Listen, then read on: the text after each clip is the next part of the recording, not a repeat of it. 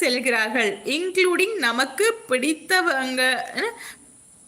பிடித்தவர்களும் இன்னும் வேதனை தருவார்கள். யா வலி, அதாவது எல்லாரும் ஒரு விஷயத்தை மட்டும் எல்லாரும் நல்லா புரிஞ்சு கொள்ளணும். நமக்கு நம்ம மட்டும்தான், ஓகேவா?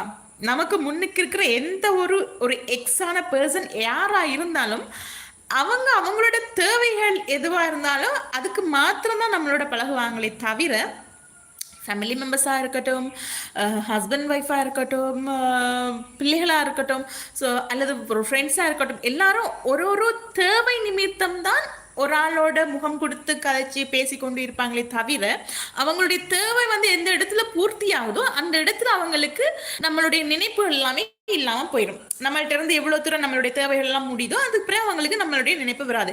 மீண்டும் அவங்களுக்கு நம்ம மூலமா என்ன தேவை வர ஆரம்பிக்குதோ அன்றைக்கு தான் அவங்க வருவாங்க. ஓகே, ஸோ அதனால நம்ம எதையுமே வந்து